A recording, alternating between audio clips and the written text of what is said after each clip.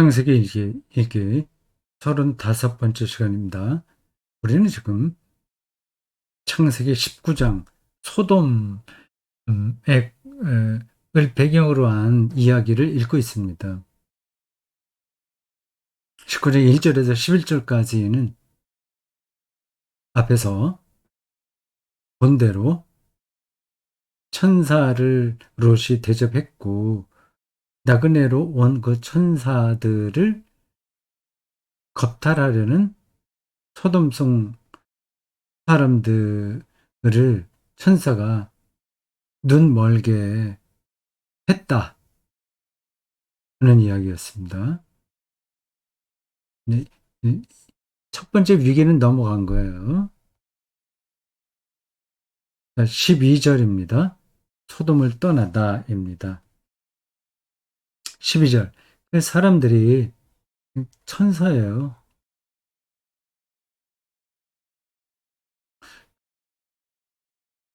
근데 왜 천사라고 표현하지 않고 계속 그 사람이라고 표현했는지 모르겠습니다.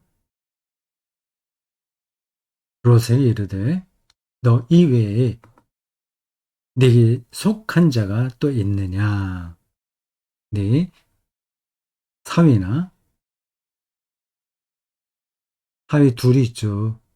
자녀나 딸 둘이 있죠. 아들은 없어요. 나오지 않습니다. 좀 특이하죠. 성 중에 네개에 속한 자들을 다 성 밖으로 이끌어내라. 이게 속한 자들이라고 한다면 그 롯의 뭐 종들 아닐까요? 롯도 그 양을 많이 키우잖아요. 그래서 그 밑에서 일하는 사람들이 분명히 많았겠죠. 그러니까 이 천사는 롯에 관계된 롯 가족, 뭐 사위, 그리고 종들까지 다 구하고 싶었어요. 13절. 그들에 대한 부르짖음이 여호와 앞에 크므로 여호와께서 이곳을 멸하시려고 우리를 보내셨나니 우리가 멸하리라. 멸하시려고 우리를 보내서 우리가 멸하리라. 하나님께서는 그 부르짖음이 있는 곳에 심판을 내리시는 분이구나 하는 걸 알 수 있죠. 이런 대목에서 우리가 방향을 잘 잡아야 됩니다. 근데 불과 유향 뭐 이런 게 막 떨어지잖아요. 소돔과 고모라의 대표적입니다. 초기 그리스도교에서 그렇게 망한 어, 대표적인 도시가 아시죠? 폼페이예요. 폼페이. 소돔 고모라와 똑같이 화산 폭발로 인한 멸망입니다. 소돔 성도 뭐 뒤에 이제 우리가 읽으면서 나올 텐데 불과 유황이 완전히 그걸 뒤덮어 버리잖아요. 그거는 화산 폭발입니다. 근데 이러한 성경 본문을 따라가다 보면 하나님께서 그렇게 하셨네라는 생각이 들잖아요. 그게 이제 그렇게 읽으면 이제 문제가 되는 겁니다. 근데 성경이 그렇게 있으니까 또 그렇게 안 읽을 수도 없고, 참 성경은 잘 해석해야 됩니다. 그 소돔과 고모라에 있는 사람들 다 멸망시켰잖아요. 이게 말이 되나요? 거기에 이제 부르짖음, 이건 부도덕하다고 생각해 봅시다. 부도덕성. 아주 부패한 곳이에요. 음, 그리고 이제 악이 많은 곳이에요. 그렇다고 해서 거기 사는 모든 사람들을 하나님께서 죽이신다? 말이 안 되죠. 거기 어린아이도 죽었다는 말인데, 그냥 말이 안 되죠.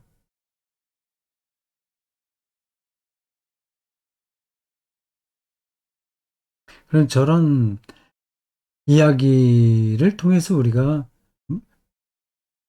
무엇을 읽어내야 되냐 하는 게 숙제입니다.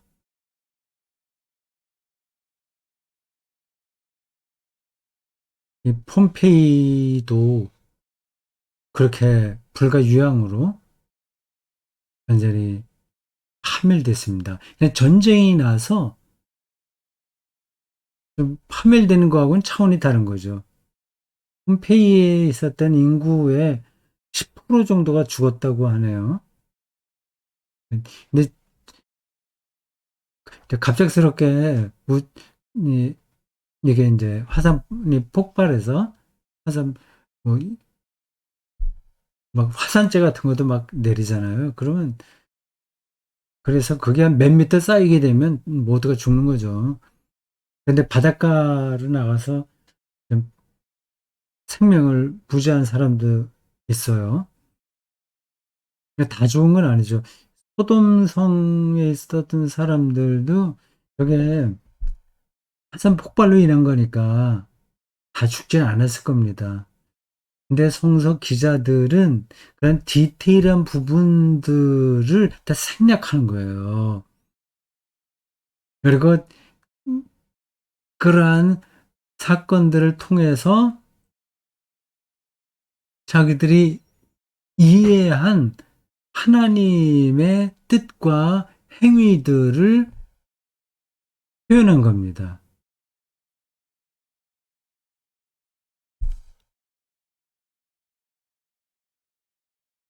그들에 대한 부르짖음이 여호와께 앞에 컸다. 정의롭지 못한 거죠. 자, 그렇게 되고 뭐 설교 시간이 아니니까 그 문제를 너무 자세하게 말씀드리지는 않겠습니다. 롯이 나가서 그 딸들과 결혼할 사위들에게 말하여 이르기를 사위들에게 아직 결혼은 하지 않았군요.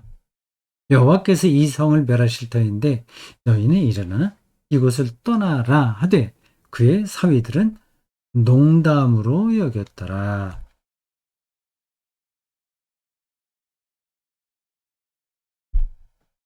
당연하죠.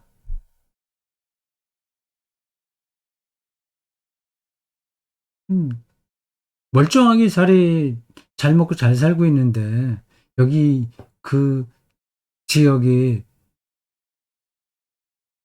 완전히 멸망한다는 말이 귀에 들어오겠습니까?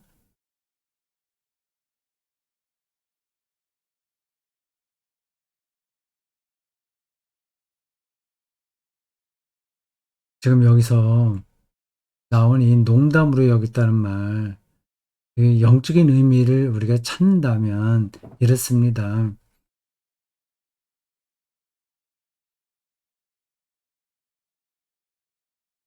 우리는 진리를 농담으로 여겨요. 하나님 나라가 가까이 왔다는 그 예수님의 말씀을 누가 그렇게 진지하게 들었겠습니까?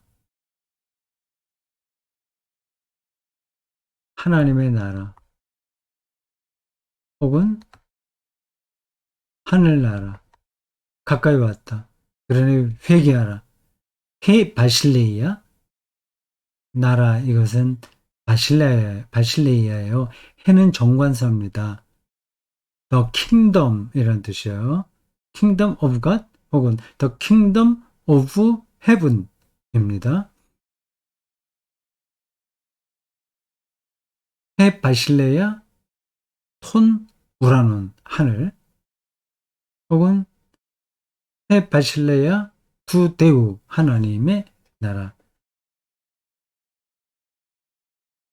가까이 왔으니, 이미 왔으니, 문 앞에 당도해 있으니 방향을 바꿔라, 메타노이아 라고 하는 거 아닙니까?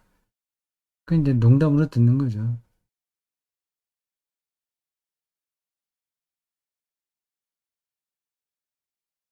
무엇을 먹을까, 입을까, 마실까, 입을까 염려하지 말고 하나님의 나라와 그 의의를 구하라. 그래야면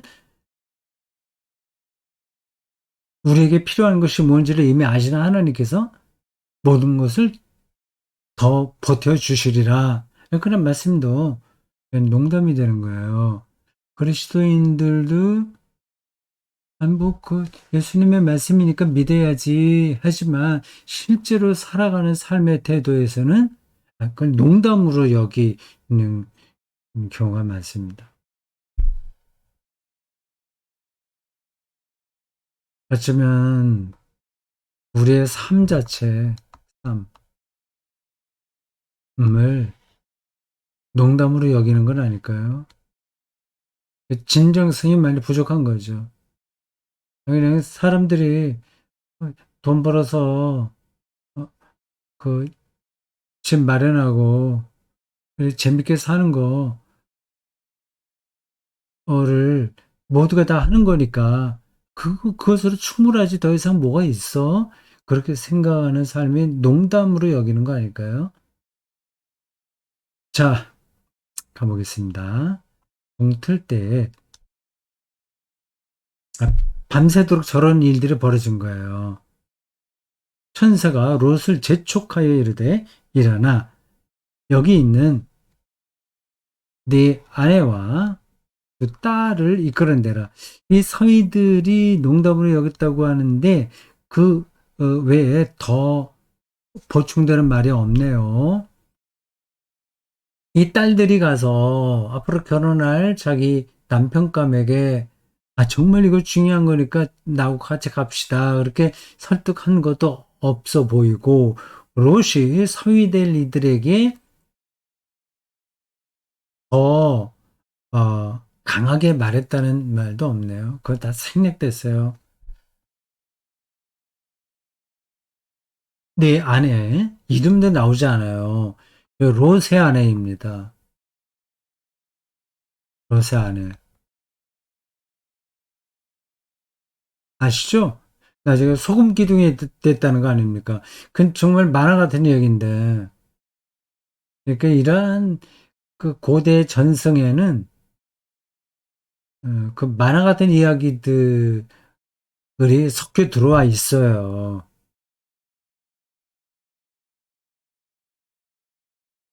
아내 이름이 나오지 않습니다. 아브라함의 아내는 이름이 있어요. 가만히 있어보자. 롯이, 롯이 아브라함과 같이 갈대우르와 그리고 중간 기착지 하란을 거칠 때까지는 아내가 없었잖아요. 그렇죠. 제가 알고 있기로는 그렇습니다. 아브람만 결혼했어요.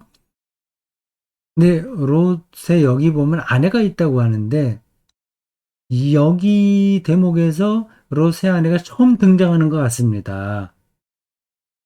그렇다면 이 아내는 그 예, 예. 그 같은 혈통이 아니라 그쪽 가나안 지역에 사는 원주민 여자인 것 같아요. 그렇죠. 제가 착각하고 있는지는, 아니, 기억을 못하고 있는지 모르겠지만, 그럴 겁니다. 이 안에, 이 안에 이름이 나오진 않아요. 그리고 소금 기둥이 돼버리고만 여자입니다. 이끌어내라. 이 성의 죄악 중에 함께 멸망할까 하노라. 동그라미가 자꾸 없어지네요. 이 죄악 중에 함께 멸망할까노라 이렇게 표현되어 있잖아요. 그래서 소돔과 고모라는 죄악의 도시로서 대표적입니다. 이건 교회 다니지 않은 사람들도 뭐 소돔 고모라 하면 어떤 걸 가리키는지 알고 있죠. 근데 폼페이도 앞에서 말씀드렸는데 유독 그 소돔과 고모라 그리고 폼페이만 그렇게 악한 사람들이 모여 살았던 건 아니죠. 근데 어느 한 지역만 유독히 악한 사람들이 살지는 않습니다. 어떤 경향성은 있죠. 뭐, 뭐 티베트나 몽골 그런 데서 사는 사람들은 좀 온순한 편이죠. 문명, 음, 이 문명과 좀 떨어진 곳에 있는 사람들은 공부는 많이 하지 않았어도 순한 편입니다. 그렇다고 해서 거기에 악이 없는 것도 아니고요. 도시에 죄의 경향성이 높긴 하나 모두가 다 악한 건 아니죠.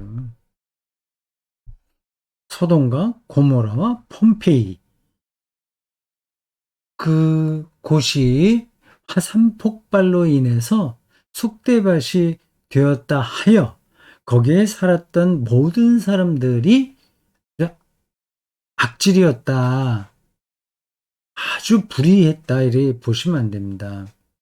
그렇게 망한 어, 재난, 참사로 인해서 망한 지역이니 그곳을 어, 죄가 많은 곳이다. 이렇게 표현한 거예요. 하나님께서 악을 심판하신다는 사실을 말하기 위해서 소돔과 고모라가 인용된 거지. 화산 폭발로 인해서 망해버린 소돔과 고모라가 인용된 거지. 정말 거기 있는 사람들이 비교할 수 없을 정도로 완전히 악했다. 그렇게 보면 안 됩니다.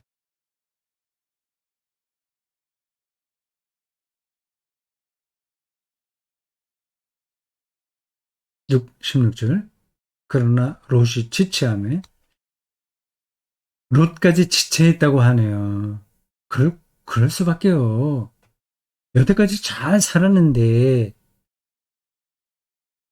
뭐 하루 저녁에 멸망한다? 이게 상상이 됩니까? 그리고 그 소돔에는 자기가 그동안 쌓아놓았던 모든 것들이 있잖아요. 자기 재산이 다 있잖아요. 천사들이 롯의 손과 그 아내의 손과 두 딸의 손을 잡아 인도하여 성 밖에 두니 여호와께서 그에게 자비를 더하시음이었더라. 17절. 사람들이 계속 사람으로 나와요. 그들을 밖으로 이끌어낸 후에 이르되 도망하여 생명을 보존하라. 돌아보거나 들에 머물지 말고 산으로 도망하여 멸망함을 면하라. 미련을 딱 끊으라는 거죠. 쉽지 않죠. 이런 말씀을 조금 큐티식으로 좀 바꿔서 읽으면 이렇습니다. 예수께서 나를 따르려거든 뭐 집도 버리고 부모도 버리고 자기를 부인하고 해라 얘기했잖아요. 다 버리는 겁니다. 근데 그 버리는 게 쉽지가 않습니다. 미련이 계속 남아요. 근데 그거를 완전히 버리지 않으면, 미련을 끊어내지 않으면 새로운 곳으로 갈 수가 없어요. 지금 자본주의 체제에서 살고 있는 우리 그리스도인들에게 이 돈은 절대적이지 않습니까? 그걸 포기하라고 하면 누가 그걸 포기할 수 있겠어요? 그걸 포기하지 않으면 예수의 제자가 또 될 수 없는 거 아닙니까? 참, 그건 어려운 문제예요. 어떻게 해야 되냐. 아주 실질적으로 어떻게 해야 되나. 그거는 어떤, 어, 계량화, 수치로 계산할 수 없습니다. 완전히 우리가 자발적 가난을 선택하는 게 최선이기는 하겠으나, 현실적이진 또 않잖아요. 자발적 가난, 청빈, 청빈의 영성, 이게 어떻습니까? 우리 그리스도인들에게 가능할까요?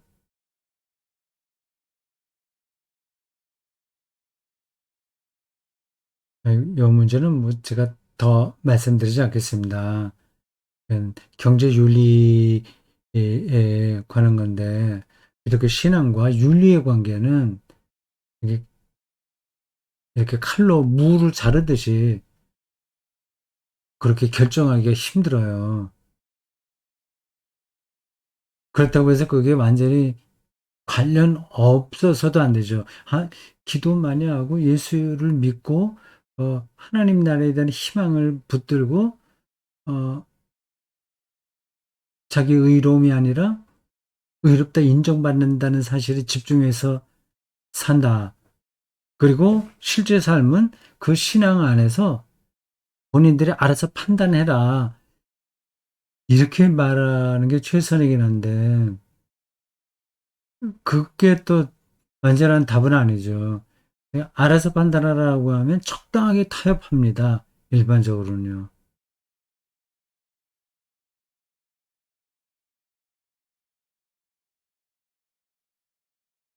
18절 롯이 그들에게 이르되 내 주여 그리 마옵소서. 19절 주의 종이 주께 은혜를 입었고 주께서 그 인자를 자비로우심이죠. 인자를 내게 배부으사 내 생명을 구원하시오나 내가 도망하여 산에까지 갈 수 없나이다. 두렵건대 재앙을 만나 죽을까 하나이다. 이런 말들이 참 애매합니다. 나를 구원하심에 대해서 고맙기는 한데 산에까지 갈 수 없다. 그게 어떤 의미가 있을 것 같은데 제가 잘 모르겠습니다. 자세한 주석을 보면 나올 수도 있긴 한데 그런 주석책은 읽지 않았어요. 산에까지 갈 수 없다. 자기 체력이 좀 되지 않는다는 걸까요? 늙긴 늙은 것 같아요. 이 롯이요. 그래서 산에까지 가다가 중간에 지쳐서 죽을까 걱정이 된다. 이런 얘기 아닙니까? 늙어서 그런 건지 아니면 다른 어떤 사정이 있었는지 그건 자세하게 모르겠습니다. 자, 요 대목에서 롯이 천사와 아, 그 거래를 합니다. 천사는 산에까지 일단 무조건 도망가라. 그렇게 얘기했으나 롯은 산에까지 가긴 힘들고요. 좀 가까운 곳으로 가겠습니다. 그렇게 제안을 해요. 호소서, 저 성읍은 도망하기에 가깝고 작기도 하오니 나를 그곳에 도망하게 하소서. 이 작은 성읍이 아니니까 작은 성읍을 반복하네요. 작은 성읍이 아니니까 내 생명이 보존되리이다. 이렇게 말합니다. 작은 성읍.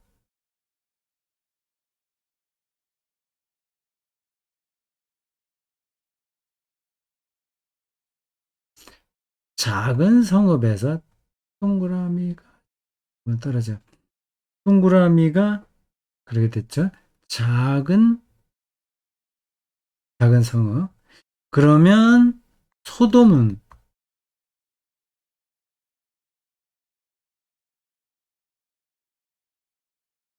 큰 성읍이었다는 말인가 보죠.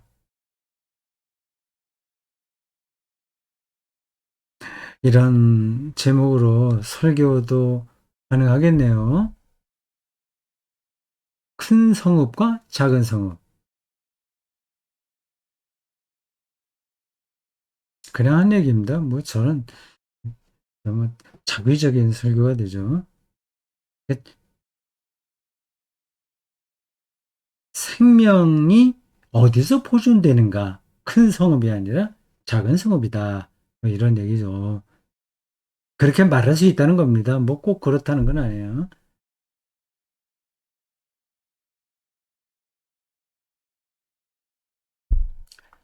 그가 이르되 정확하게 말하면 그들이라고 해야 되겠죠.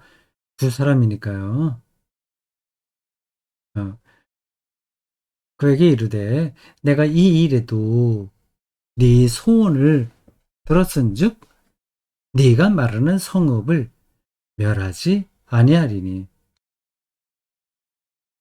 네, 작은 성읍은 멸하지 않고 큰 성읍은 멸합니다. 지금 이 말하고 있는 사람은 천사예요. 천사는 하나님의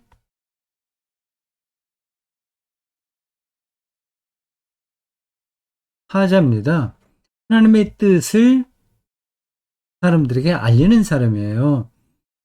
그래서 천사가 등장할 때는 천사와 하나님이 번갈아 가면서 언급되어야 할 때도 있습니다. 하나님의 뜻이 천사를 통해서 전달되는 거예요. 그렇다면 그 말은 변하지 않은 거죠. 하나님의 말씀이니까. 근데 산으로 가라고 처음에 얘기했는데 이 롯의 말을 듣고 중간에 그 방향을 바꾸는 거 아닙니까? 그러니까 하나님도 생각을 바꾸신다는 사실을 요 대목에서는 약간 눈치챌 수 있어요. 그만큼 하나님께서 자기 뜻을 바꾼다는 사실에 방점이 있는 게 아니라 롯에 대한 관심이 크셨다. 거기에 방점이 있는 거죠. 그리로 속히 도망하라. 예, 빠져나올 때는 속히 나와야 됩니다. 자꾸 미련을 두면 일이 안 돼요. 알코올 중독자들 보면 미련이 너무 많더라고요. 술을 자꾸 마시고 싶어서 차일피일 자기가 문제가 있는 걸 알지만 미룹니다. 알코올 중독을 해결하는데 가장 중요한 게 그 본인의 의지라고 하지 않습니까? 속히 도망하라. 네가 거기에 이르는 게까지는 내가 아무 일도 할 수 없노라 하였더라. 그러므로 그 성읍 이름을 소알이라고 불렀더라. 소돔이 있고 그다음에 소알이 있습니다. 이쪽으로 가게 돼요. 작은 성읍입니다. 소돔은 큰 성읍이고요. 우여곡절 끝에 이제 롯이 멸망하게 될 소돔성을 이제 빠져나와 처음에 산으로 방향을 잡았다가 천사들의 말에 따라서 중간에 여러 가지를 판단해 보니 산으로까지 가기는 힘들고 소알이라는 가까운 작은 성읍으로 가게 됐다는 이야기입니다. 자, 35강이죠. 그런데 35강인데 계속 제목은 제가 바꾸질 않았네요. 그 텍스트 말입니다. 이 보자 35로 바꿔야 되고 9장 19장 12절 이하입니다. 그걸 안 바꿨네요. 12절이야.